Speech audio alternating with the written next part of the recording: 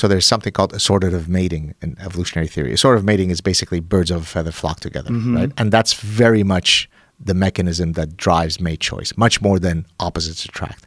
So one of the assortative mating cues that people most assort on is height. So it's not so much that women want guys that are only 6 foot or taller. It's just that the woman wants a guy who's taller than her. Right. So if you look at, there is a study that I've discussed in the past that looked at something like 720 actual couples, and I think there was only a single one out of the 720 where the woman was taller than the man. Now, once a woman gets to be over a certain height, she's 6'2", 6'3", her potential pool of prospective suitors really shrinks. And so if you have a daughter, you really want to pray that she doesn't get too tall, because boy, are her choices going to be limited, because few women want to date a shorter guy than them. Yeah, when you're a 6'3", 6'4" woman, that's got to be a tough spot. I mean, you're basically relegated to big athletes or big giant people. The other place where you get this sort of assortative mating is where you get women who are super educated. That makes sense. The exact same thing happens. Sure. The more educated a woman gets, the worse her marriage prospects, because the more sophisticated women are, the more they insist on a high status male. And therefore, as I get more educated as a woman, there are just fewer men who are as educated or more than me. And therefore, I'm doomed to a life of solitude. That totally makes sense. That totally makes sense, especially considering that men, you know, in general, they get insecure around women who are more successful, yes, and more educated or more intelligent. Like, very rarely are men comfortable with a woman who has to explain things to them. Absolutely. And by the way, I think, so I have another theory which I'd like to at some point test. Maybe someone will steal it now. So when you have a couple that gets married very young, they are judging one another based on their mate value at 18 or 19, right? So Tony is the high school quarterback, and so he's the hot guy, and I'm the cheerleader.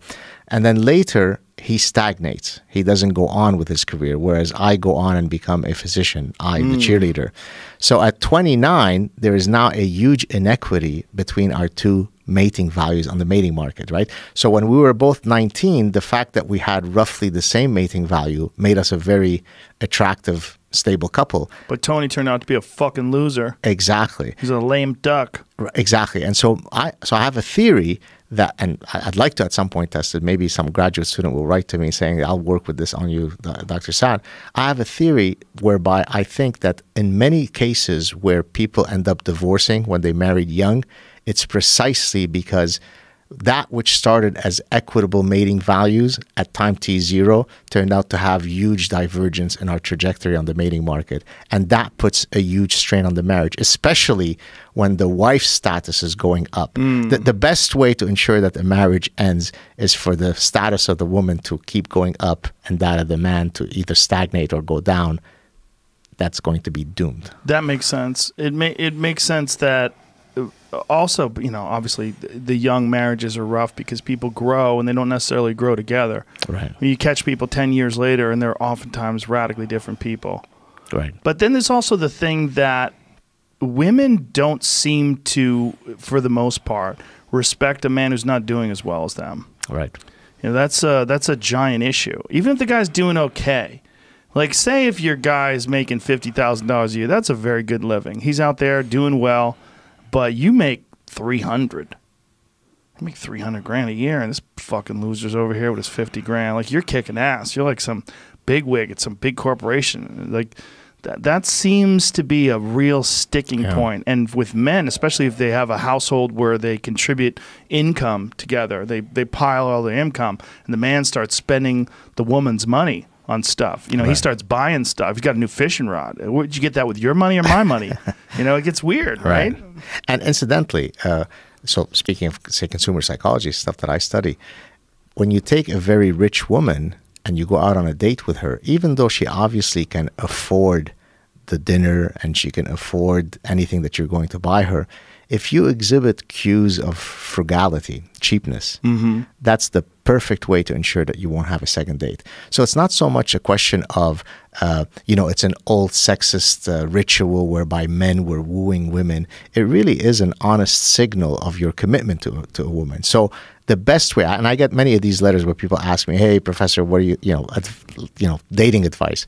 Well, you do have to exhibit generosity when you go out with women. I mean, nuptial gift giving. Nuptial gift giving is sort of the fancy term for courtship rituals across animal species. So many species, you have typically the male engaging in some form of courtship gift giving, and depending on the quality of the gift will determine whether the female will mate with you or not. Well, so much of what we do in marketing context is exactly that, right? It's the exact same phenomenon repeating itself in the human context, right? Engagement rings, right? The fact that you're supposed to spend a quarter of your yearly salary on this rock. Is that really what it is? Yeah. That's what I don't know if everybody meets it. Oh, but that's right. It is that, right? It's 3 months. Exactly. God, when you say a quarter of the yearly salary, it makes you just go, what in the fuck is wrong with people? But that's so much money. But here's the reason. Here's the reason. You ready? Yes. It's what's called a Zahavian signal. I don't know if I've ever discussed this in this podcast. Zahavian signal is basically the idea that for a signal to be honest, it has to be costly. Otherwise, everybody could imitate it, right? So think about, for example, rites of passage in different cultures, right? If you want to demonstrate that you're a top warrior, the rite of passage has to be brutal. Otherwise, if it's only we all have to do 5 sit-ups, then every male could do it, and then the females can't determine the pretenders from the real guys, right? So you have, for example, bullet ant. Do you know this one?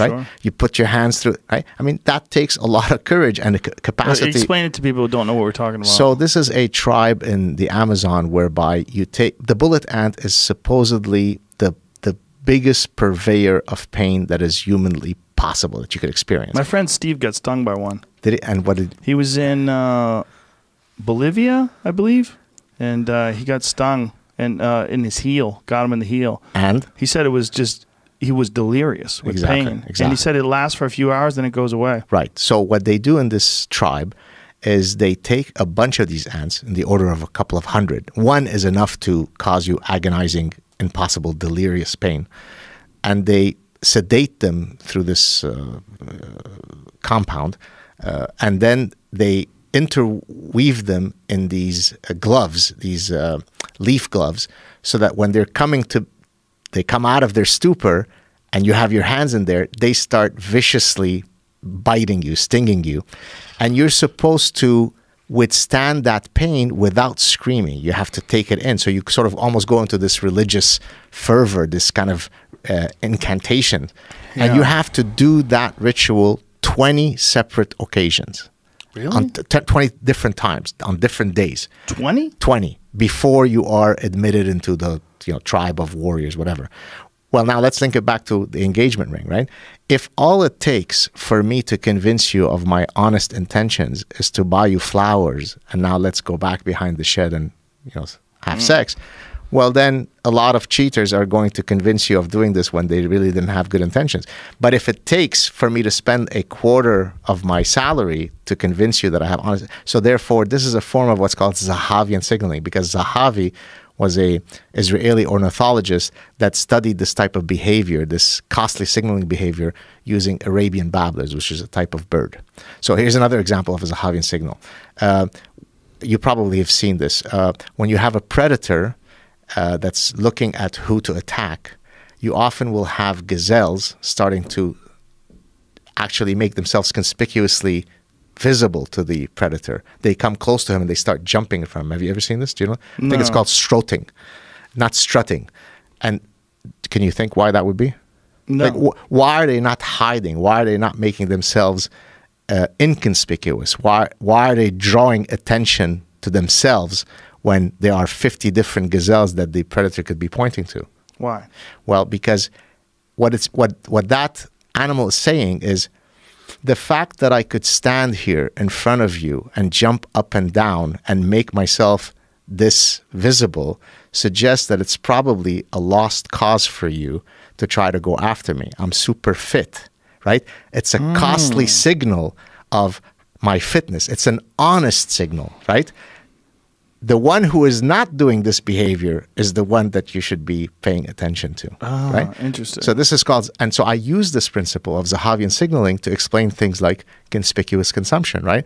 The reason why you buy the fancy car that the other males can't hope to purchase, it's precisely because they can't afford to match your signal. Therefore, it's an honest signal. The reason why I buy $100 million painting that a monkey could have drawn shows how wealthy I am, that I could waste $100 million.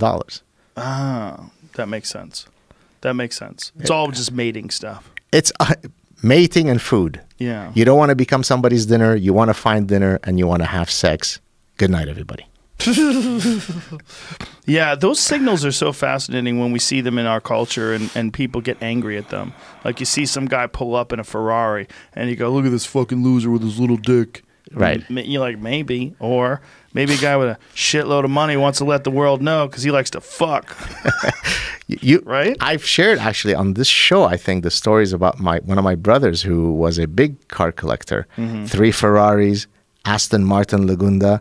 And I've even shared a story, which I'm happy to repeat, of we would go to nightclubs where this is the Olympian, this is the 5'3" guy, and we would go to nightclubs and he would pick the most beautiful woman and approach her, even though she's accompanied by a 6'4", tough-looking guy. And he had that confidence, I think, because he had that wealth catapulting him. It certainly helps. It certainly helps. Yeah, it's It is a weird, ever prevalent aspect in the communication between men and females is how much money does the man have. Right. I mean, and this is one thing that a lot of women hate because they don't want to feel like they could be purchased. And they can't. They can't. They can't.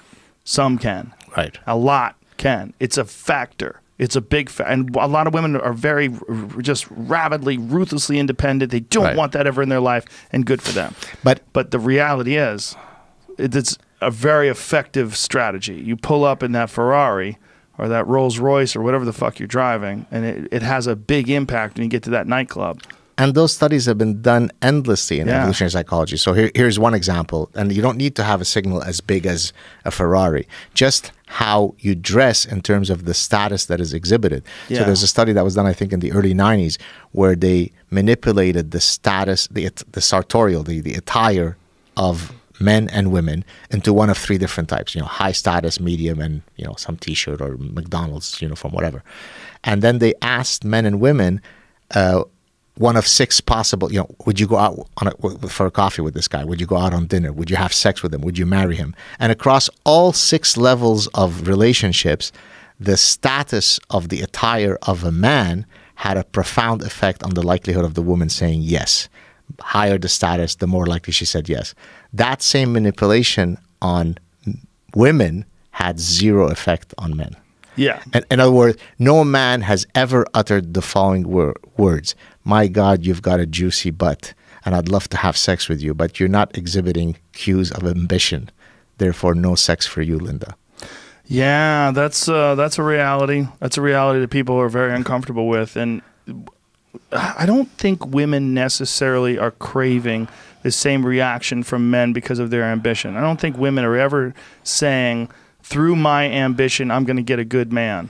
Right. That's just not a factor. But they do say, through my ambition, I am never going to need a man. True. Because look, there's a reality is there's a lot of shitty human beings out there, and some of them have penises. Right. And if you're a woman and you run into too many of those, or for whatever reason, because of your environment, because of your behavior, because of the circles you travel in, you're around too many of them. Right. There's a large dating pool of shitheads out there. You just say, I don't want this in my life. I don't want to be like my mom. I don't want to be like my sister. I want to be independent. But what you're not saying is, I am going to get a baller house and a baller car, and I'm going to get me a man. And the only woman that I know of that I've ever heard say that is disgusting. And the only woman that she's like, talking about her success and how her success allows her to get men. She's a foul beast. Wow. Yeah, she's not healthy. But looking. incidentally, a lot of women, it's not so much that they're interested. I mean, resources are good only to the extent that they allow you to ascend the social hierarchy, right? Yes. This doesn't explain why some women are attracted to the starving artist, right? Because why are so many women romanticizing over the guy with the guitar? Well, that's because they are choosing him based on his future trajectory, right? I am banking on the fact that you exhibit enough talent that I suspect that by investing in you, by choosing you, it's going to take me to that trajectory. Yeah. No woman has ever uttered the following words: you have no talent, you exhibit no ambition, you're never going to step out of the basement, let's have sex, right? So it's not that women are only interested in money. They're interested in a panoply of cues, all of which relate to the potential of ascending the social hierarchy.